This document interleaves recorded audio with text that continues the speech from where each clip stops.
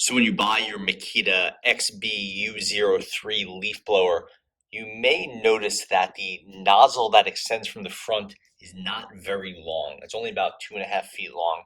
While it's fine for general use, it's not ideal. It's definitely not great for focused blowing like a garage.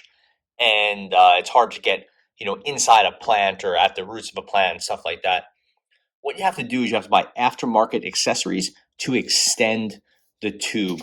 You have to get something like this to extend it another foot or so, and then there's more accessories to get it further to the ground, like the flat nozzle. There's a lot of confusion as to what you're supposed to buy, though, and honestly, Makita's website doesn't make it very clear. The most popular choice, and the one you need to extend the included filter, is this right here. This is called the 191L13-5. It's not an ideal naming, but this is the official Makita version. It sells for about maybe $20, maybe a little bit cheaper online, a little bit more expensive locally. But you can see right here, this is the middle piece in between the leaf blower's main included nozzle and any sort of extension piece you're going to put at the end.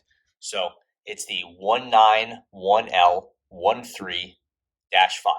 I wish there was a better name for it, and it's easy to confuse with the other parts, but this is the main one you're going to want.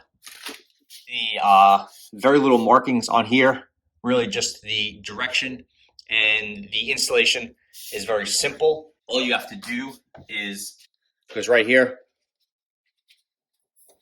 hard to do on camera, but lines up with that tab, pop it in.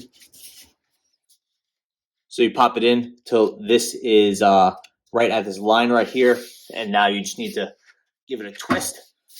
You'll know the two arrows are lined up. That means it's fully locked in place and it's not going to go anywhere. After that, you could buy more extension pieces for the end, like the flat nozzle, or you could leave it like this and have it that much closer to your target. Thanks for watching.